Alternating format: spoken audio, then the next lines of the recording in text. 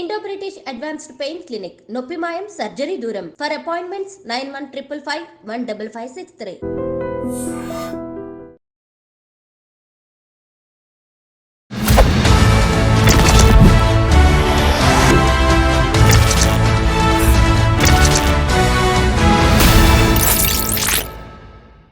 అందరికీ నమస్కారం. నేను Swaroopa Potlapalli. Welcome to I dream.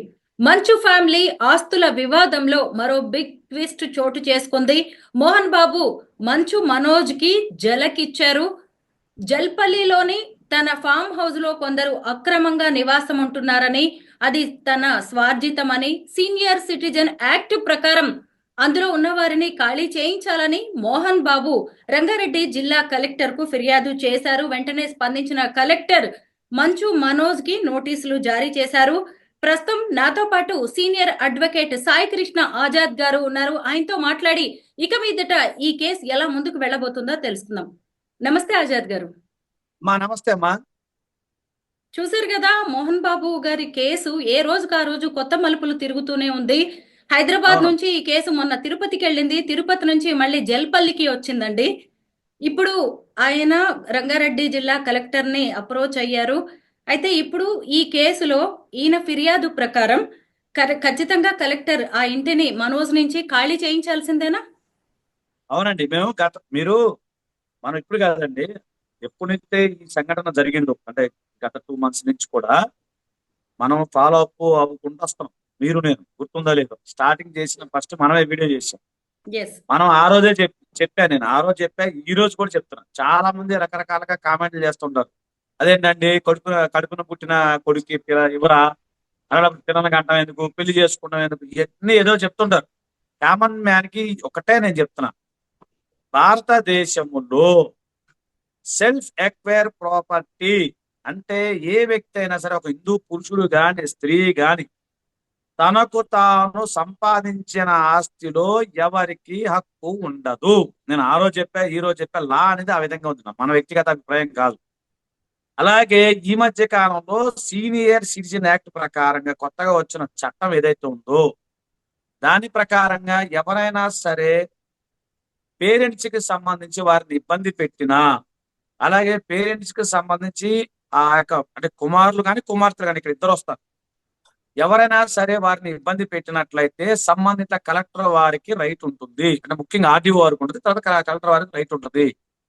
అలాగే గతంలో ఒకవేళ మోహన్ బాబు గారు కానీ ఇంకెవరైనా సీనియర్ సిటిజన్స్ కానీ, ఇది లీగల్ సబ్జెక్ట్, ఇది చాలా మంచి సబ్జెక్ట్. చూసే ప్రతి ఒక్కరు కూడా దీన్ని షేర్ చేయండి. ఎందుకంటే సీనియర్ సిటిజన్ అంటే మేము గతంలో చాలా కేసులు చేసాం. అదేంటంటే ఒక మహిళ తనకున్న ఆస్తిని గిఫ్ట్ డీడ్ కొడుకు పేరు మీద చేయడం జరిగింది. చేసినప్పుడు ఆటోమేటిక్ గా ఆ కొడుకు కోడలు కలిపేసి ఈమెను అరెస్ట్ చేయడం మొదలుపెట్టారు. ఎందుకంటే ఆస్తి వచ్చేసింది కదా. అలాంటప్పుడు ఇమీడియట్ గా వారు ఆర్డీఓ కంప్లైంట్ చేయటం, ఆ తర్వాత కలెక్టర్ గారు దాని మీద యాక్షన్ తీసుకుంటాం. దాని ద్వారా వాళ్ళు మళ్ళీ గిఫ్ట్ డీడ్ క్యాన్సిలేషన్ చేయడం జరిగింది. అది సుప్రీంకోర్టు జడ్జిమెంట్స్ ఉన్నాయి, హైకోర్టు జడ్జిమెంట్స్ ఉన్నాయి. కాబట్టి కలెక్టర్ గారికి కానీ ఆర్డీఓ గారికి కానీ సీనియర్ సిటిజన్ అంటే 60 సంవత్సరాలు దాటిన వ్యక్తిని మనం సీనియర్ సిటిజన్ అంటాం. సో ఈయనకి 60 సంవత్సరాలు దాటినాయి కాబట్టి ఈయన సీనియర్ సిటిజన్. సరే, సినిమా యాక్టర్ కావచ్చు, సెలబ్రిటీ కావచ్చు, అవి పక్కన పెట్టం. లా ప్రకారం is the senior citizen. So దాని ప్రకారం ఆయన రైట్ ని ఆయన కాపాడుకున్నారు. సరే, ఇక్కడ ఎంతమంది అభిమానులు ఉండొచ్చు, ఆయన తీసేయండి. మనకి న్యాయవాదిగా మనకున్న రైట్ మనం చెప్తున్నాం. ఇప్పుడు ఆయన కంప్లైంట్ చేయటం వల్ల, అలాగే మోహన్ బాబు గారు సంపాదించిన ఆస్తి, ఇది సెల్ఫ్ ఎక్వైర్ ప్రాపర్టీ అంటాం. ఇందులో ఆయన ఎలాంటిది పిత్రార్జితం అంటే తల్లిదండ్రుల నుంచి వచ్చింది ఆ ఆస్తి అయితే నాకు తెలిసి అయితే లేదు. అన్ని కూడా ఆయన కష్టపడి సంపాదించుకున్నది. కాబట్టి ఆయన కష్టపడి సంపాదించుకున్న ఆస్తి ఎవరికైనా ఇచ్చుకోవచ్చు. దానయ్య కూడా ఆయన ఇచ్చుకోవచ్చు. దీంట్లో మనోజ్ గారా, విష్ణు గారా, లేకపోతే ఇంకా ప్రసన్న గారా, వాళ్ళు ఎవరు కూడా ఇన్వాల్వ్మెంట్ అయ్యే రైట్ అయితే వాళ్ళకి లేదు. కాబట్టి ఆయన ఇష్టము, ఆయన ఏదైనా చేసుకోవచ్చు. సో ఆ విధంగానే వీరు సీనియర్ సిటిజన్ యాక్ట్ కింద ఆయన సంబంధిత కలెక్టర్ గారిని అప్రోచ్ అవడం జరిగిందని నేను అనుకుంటున్నాను. సినిమా సెలబ్రిటీస్ ని సామాన్య జనం ఫాలో అవుతూ ఉంటారు, వాళ్ళని ఒక ఐకాన్స్ గా చూస్తూ ఉంటారు. అయితే ఫ్యామిలీ రిలేషన్స్ కి వచ్చేసరికి అన్నిటినీ లీగల్ గానే చూడలేమండి. అంటే కొన్ని ఇమోషన్స్ ఉంటాయి, కొంత బాండింగ్ అనేది ఉంటుంది కదా తండ్రి కొడుకుల మధ్య. అయితే తన మాట వినని, తన ఇష్టాలకు అభీష్టానికి తగినట్టుగా నడుచుకొని మనోజ్ని దారిలో పెట్టడానికి ఈ మోహన్ బాబు గారు ఇలాంటి యాక్షన్ తీసుకుంటున్నారని కూడా అనుకోవచ్చా? అంటే ఇప్పుడు చిన్నపిల్ల కాదు కదండి. ఇప్పుడు మీరు అన్నట్టు కరెక్టే. ఇప్పుడు చిన్నపిల్లడు తప్పు చేసాడు మనం ఒక మాట చెప్తాము. ఈ ఏదైతే చిన్నపిల్లలు కాదు, చదువుకోలేని వ్యక్తులు కాదు, వాళ్ళంతా గొప్ప చదువులు చదివిన వ్యక్తులు, వాళ్ళకున్న నాలెడ్జ్ వేరు, వాళ్ళదంతా వేరు. సో ఇక్కడ ఆయన ఆయన్ని క్రమశిక్షణలో పెట్టాలి, లేకపోతే ఆ కొడుకు విషయము అవన్నీ అది వ్యక్తిగత విషయాలు కావచ్చు. కానీ చట్ట ప్రకారంగా అయితే ఆయనకున్న రైట్ ని ఆయన ఫుల్ఫిల్ చేసుకున్నాడు అనేది నేను భావిస్తాను. ఒకటి. రెండోది ఏంటంటే మోహన్ బాబు గారు సీనియర్ సిటిజన్. ఆయనకి ఇప్పుడు ఈ రోజుల్లో హక్కుల గురించి తెలియకపోవడం ఏంటో ఎవరికి లేదని అందరూ తెలిసింది. వాళ్ళకి లీగల్ టీం ఉంటుంది, వాళ్ళని అప్రోచ్ అయ్యి ఉండొచ్చు, అలా వెళ్ళి ఉండొచ్చు. అంటే మనోజ్ గారిని కంట్రోల్ పెట్టటమా, లేకపోతే మనోజ్ గారి ఇద్దరి మధ్య అంటే అండర్స్టాండింగ్ జరిగి కాంప్రమైజ్ అయిపోయి ఆస్తులు ఏమన్నా పంచుకునేది ఏమైనా ఉంటుందా, ఇవన్నీ కూడా ఏంటంటే కాలమే నిర్ణయం తీసుకోవాలి. కాకపోతే నేను అనుకునేది ఏంటంటే ఆయన హక్కును ఆయన కండక్ట్ చేసుకున్నారు. సో ఆయన కొంచెం పెద్ద ఆయన కాబట్టి ఆయనకి ఆవేశం, కోపం ఇవన్నీ ఉంటాయి సహజం. ఎందుకంటే ఉక్రోషం కూడా ఉంటుంది. ఎందుకంటే కష్టపడి రూపాయి పోగు చేసుకొని ఆయన చెప్పాడు. ఆయన స్టోరీ వింటే నాకే బాధ అనిపించింది. నిజం చెప్పి మీకు ఆల్రెడీ అప్పుడు గతంలో కూడా చెప్పా. నాకు అంటే నేను చిన్నప్పటి నుంచి చెప్తాను. నేను చిన్నప్పటి నుంచి కూడా ఏదైనా సరే, ఏదైనా నాకు ఎవరన్నా నా జీవితంలో ఇన్స్పైర్ కలిగించారు అంటే ఖచ్చితంగా మోహన్ బాబు గారని నేను చెప్తా. ఆ రోజు నుంచి ఈ రోజు నేను ఇంటర్మీడియట్ లో మానసికంగా బాధపడినప్పుడు మోహన్ బాబు గారి సినిమాలు చూసే నేను మళ్ళీ తిరిగి నేను నా చదువును ప్రారంభించా. ఇది ఓపెన్ గా చెప్పా. ఆ రోజు చెప్తున్నా, ఈ రోజు చెప్తున్నా. కాబట్టి నేను ఏమంటున్నానంటే సార్కి న్యాయం జరగాలి. సో సార్కి న్యాయం జరగాలి ఒకటి. రెండోది ఈ వయసులో అంటే ఆయన కూడా మా తండ్రి సమానులే. ఆయన కూడా అంతే, ఇప్పుడైనా ఆయనకు అంతే వయసు ఉంది. ఈ వయసులో ఆయనకి ఏంటండి చక్కగా ఏముంటది, ఈ వయసులో మనవలతో ఆడుకోవాలి, పిల్లలతో ఉండాలి, ఇలాంటి సహజంగా ఉంటాయి. ఆయన మైండ్ సెట్ కూడా అదే ఉంటది. ఎంత హీరో కావచ్చు, సెలబ్రిటీ కావచ్చు, ఆయనే మనిషే కదండి. సెలబ్రిటీలు అయితే పైనుంచి అయితే ఊడిపడరు కదా, అంతా మనుషులే. సో ఆయన కష్టపడ్డాడు, పైకి వచ్చాడు. ఆయనకున్న రైట్ ఆయన ఏదో తీసుకున్నాడు. ఆయన లా ప్రకారం వెళ్ళారు. మరి ఇప్పుడు కుటుంబ వ్యవస్థ ఎలా ఉంటది అనేది, భారతదేశంలో కుటుంబ వ్యవస్థ నాకు తెలిసి ఇది టీ కప్ లో అంటే చిన్న టీ కప్ లో తుఫాన్ వస్తుంది కదా నేను ఆ విధంగా అనుకుంటున్నా. నేనైతే కోరుకున్నాను ఒక వెల్ విషర్ గా వాళ్ళ ఫ్యామిలీ మంచిగా ఉండాలి, అందరు కలిసిపోవాలని నేను కోరుకుంటున్నాను. ఇటీవల తిరుపతిలో జరిగిన యూనివర్సిటీ వద్ద గొడవను కూడా మనం మాట్లాడుకోవాలి. ఎందుకంటే మంచు మనోజ్ అలాగే మౌనిక యూనివర్సిటీ లోపలికి వెళ్ళడానికి ప్రయత్నించేసరికి సెక్యూరిటీ సిబ్బంది అడ్డుకున్నారు. వాళ్ళ బౌన్సర్స్ వీళ్ళ బౌన్సర్స్ కి మధ్య గొడవ జరిగింది. పోలీసులు ఎంటర్ అయి లాఠీ చార్జ్ కూడా చేయాల్సి వచ్చింది. ఒకవైపు మోహన్ బాబు పిఏ, ఇంకొక వైపు మనోజ్ పిఏ వెళ్ళి పరస్పరం ఒకళ్ళ మీద ఒకళ్ళు కేసులు కూడా పెట్టుకున్నారు. అంటే ఏంటి, తనకి సంబంధించిన ఏ ఆస్తిలో గాని ఎక్కడ ఏ జాగాలో కూడా మనోజ్ ని అడుగు కూడా పెట్టనివ్వకుండా కట్టడి చేస్తున్నారంటారా మోహన్ బాబు? కావచ్చండి. ఎందుకంటే ఇప్పుడు అది మీరు చెప్పిన యూనివర్సిటీ కానీ ఏదైనా కానీ ఆయన సెల్ఫ్ ఎక్వైర్ ప్రాపర్టీ కదండి, ఆయన కష్టపడి సంపాదించుకున్నదే. కాకపోతే మరి ఈయన ఎందుకు వెళ్ళారు, మరి ఆయన ఎందుకు అడ్డుకున్నారు అనేది మనకు తెలియదు. అంటే మనం డీప్ గా మనం వెళ్ళలేం. కానీ ఇక్కడ మనం ఆలోచించాల్సిన లీగల్ సబ్జెక్ట్ గురించి ఆలోచించాలి. అంటే వాళ్ళ కుటుంబ వ్యవహారం మన వ్యక్తిగతంగా మనకు తెలియదు, మన దగ్గర నుంచి చూడలేదు. కాకపోతే నేనేమన్నానంటే ఈయన హక్కు కోసం ఇప్పుడు తండ్రికి ఒకటండి. ఇప్పుడు ఇక్కడ మనం వాళ్ళిద్దరి విషయమే కాదండి. ఏదైనా మనం ఎన్ని అనుకున్న రక్త సంబంధమే. ఇప్పుడు ఎన్ని కోపాలు ఉన్నా, ఎన్ని తిట్టుకున్నా కూడా మళ్ళీ వాళ్ళు ఒకటవుతారు. ఇబ్బంది ఏమి ఉండదు. కాకపోతే ఏంటంటే కొంచెం గ్యాప్ ఉందని నేను అనుకున్నా, మానసిక గ్యాప్ ఉందేమో అనుకున్నా. మనోజ్ గారు చాలా మంచి వ్యక్తి, ఆయన వ్యక్తిగతంగా చాలా మంచి వ్యక్తి. మోహన్ బాబు గారు మంచి వ్యక్తులు. అంటే ఏదో చిన్నదేదో వాళ్ళ మధ్య సన్నటి గ్యాప్ ఉందేమో సైకలాజికల్ గా. అదేమన్నా సెట్ అయిపోతారేమో నేను అనుకుంటున్నానండి. అంటే నా వ్యక్తిగత అభిప్రాయం. కానీ వాళ్ళ వ్యక్తిత్వం అంటే మనం వాళ్ళ కుటుంబ వ్యవహారాలు మనకు తెలియనప్పుడు మనం కామెంట్ చేయకూడదు. అదే లీగల్ అంశాల పట్ల అంటే మనోజ్ గారు అక్కడికి వెళ్ళటం అనేది లీగల్ గా అయితే రైట్ కాదు. మరి ఆయనకి అంటే అది మరి ప్రైవేట్ పరంగా అయితే రైట్ లేదు.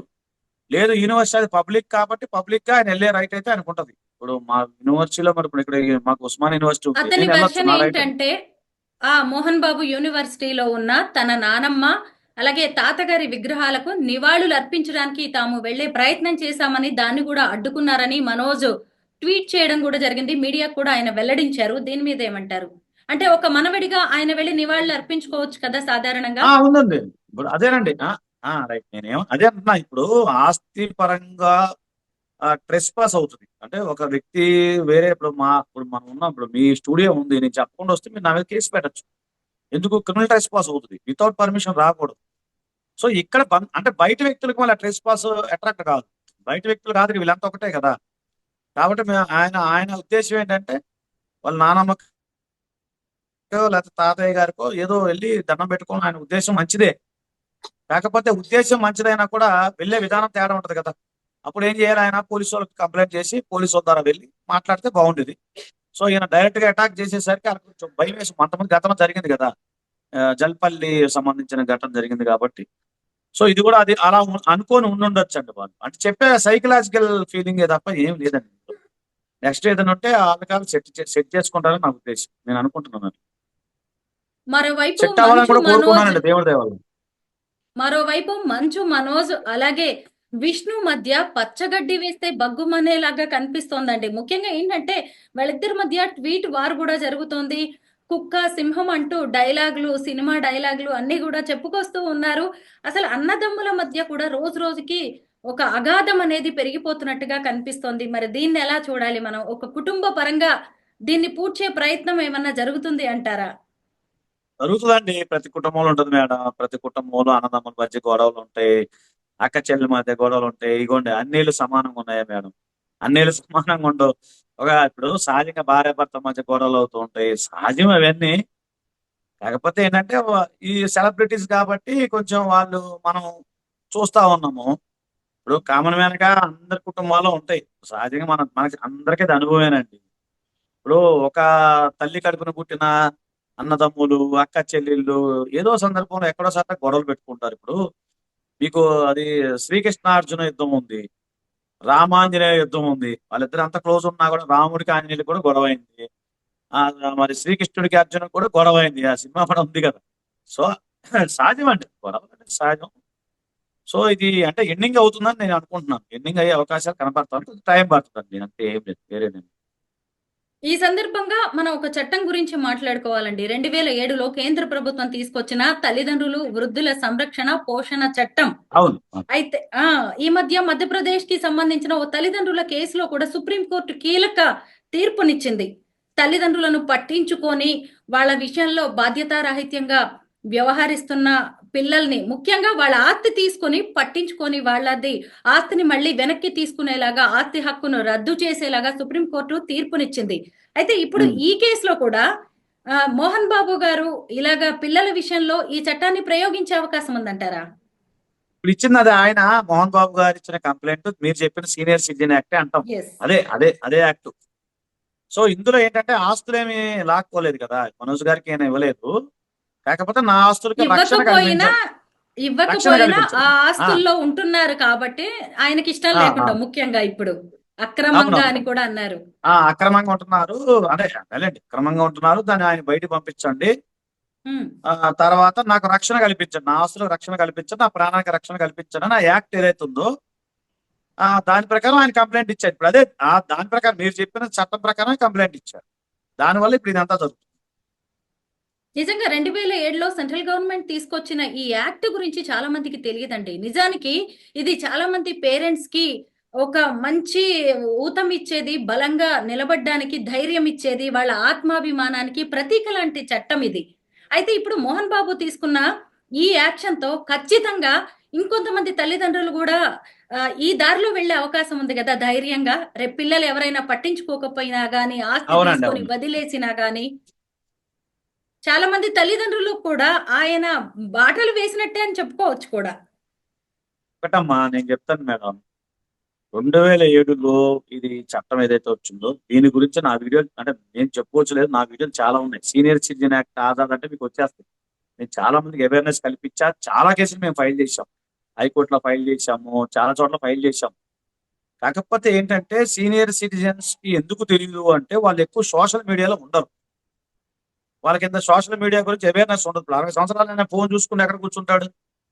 ఇప్పుడు కుర్రోడు అనుకోండి, కుర్రోడు వాడి సాంగ్ పెట్టు, వాడికి దాన్ని చూసుకుంటా ఉంటాడు. ఇదే పని. ఇప్పుడు కుర్రోడికి మాక్సిమం ఫోన్ చూడటం సరిపోతుంది. ఇప్పుడు ఒక సీనియర్ సిటిజన్ లేదా మాలాగా బిజీగా ఉండే వాళ్ళు ఎన్ని యూట్యూబ్లు చూసి ఇవన్నీ అంత రైట్ ఉండదు, మాకు నాలెడ్జ్ ఉండదు. కాబట్టి దీనికి సంబంధించి విస్తృతమైన ప్రచారం ఆల్రెడీ జరిగిపోయింది.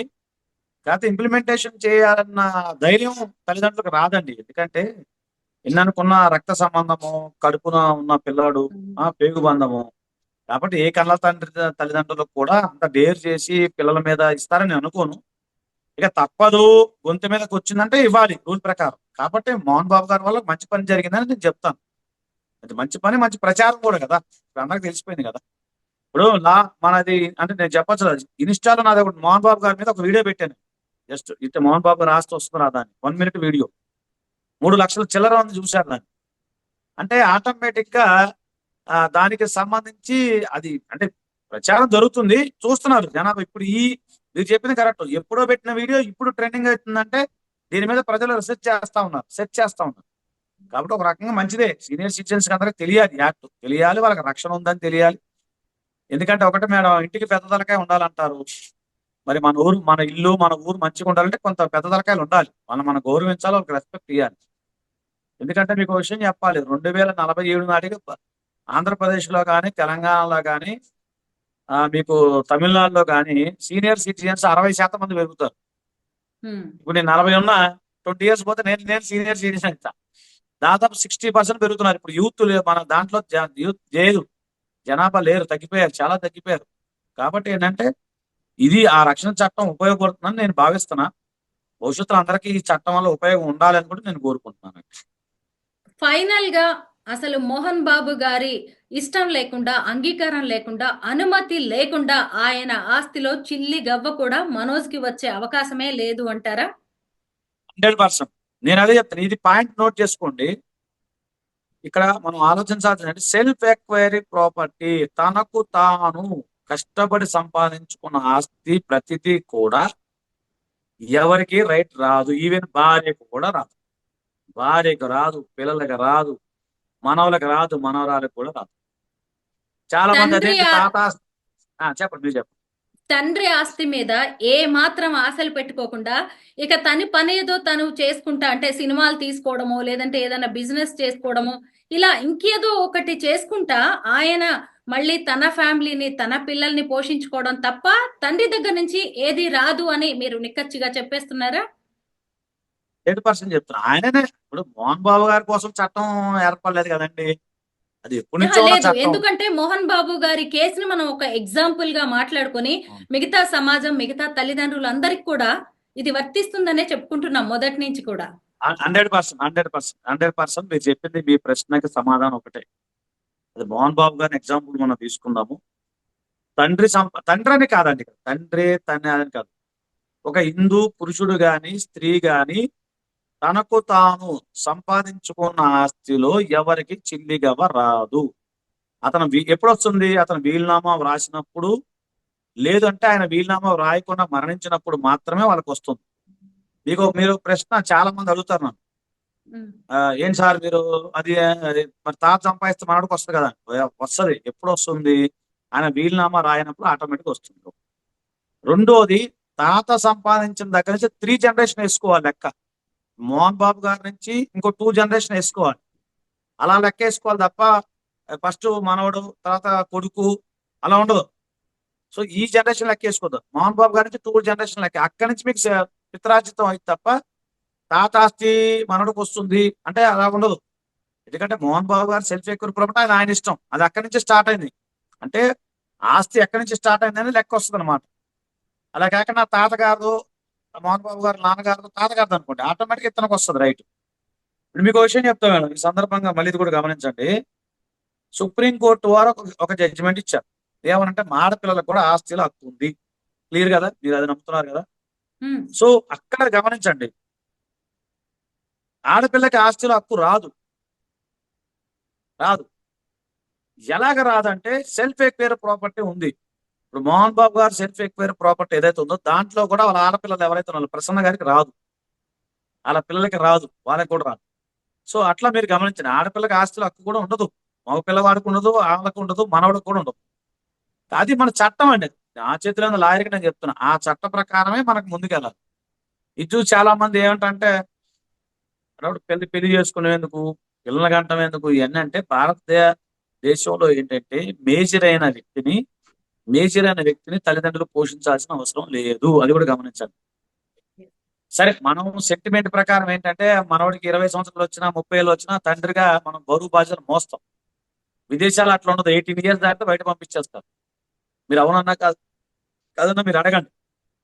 కాబట్టి 18 ఇయర్స్ దాటిన తర్వాత ఎవరిని పోషించాల్సిన అవసరం లేదు. అంటే మహిళల్లో వచ్చేసరికి పెళ్లి అయ్యేంత వరకు అనుకుంటే అది వేరే విషయం. కానీ మగపిల్లవాడు 18 ఇయర్స్ దాటి బయట పంపించేయాలి.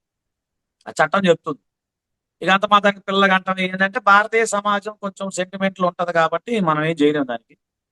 కాబట్టి అదండి. కాబట్టి ఇప్పుడు అతను మేజర్ కాబట్టి అతను సొంతంగా సంపాదించుకోవాలి తప్ప మళ్ళీ వెళ్ళేసి అది అంటే చట్టం గురించి చెప్తున్నా, నా వ్యక్తిగతంగా. మనోజ్ గారు నాకు చాలా మంచి పరిచయము, అది మంచోడు, చాలా నైస్ పర్సన్ వ్యక్తిగతంగా. నేను అది ఆయనతో నాకు అట్లా ఏం లేదు. నేనేమన్నా చట్టము చెప్తుంది, చట్ట ప్రకారం ఆయన వెళ్ళాలి. లేకపోతే ఈ రోజు ఆడకి లీగల్ టీం ఉంటుంది, వీళ్ళకి లీగల్ టీం ఉంటుంది కదా. మరి పడకలు ఆయన కేసు ఫైల్ చేయాలి కదా. సో అది లేదు. కానీ ఈయన ఎందుకు ఫైల్ చేసినట్టు ఈయనకున్న రైట్ అది, సెల్ఫ్ ఎక్వైర్ ప్రాపర్టీ. సో అట్లా మనం గమనించాలి. అదే మోహన్ బాబు గారి కేసు ద్వారా మొత్తానికి సీనియర్ సిటిజన్ యాక్ట్ కి సంబంధించి ఎంతో వాల్యుబుల్ ఇన్ఫర్మేషన్ ని మాతో షేర్ చేసుకున్నందుకు thank you so much Azad గారు.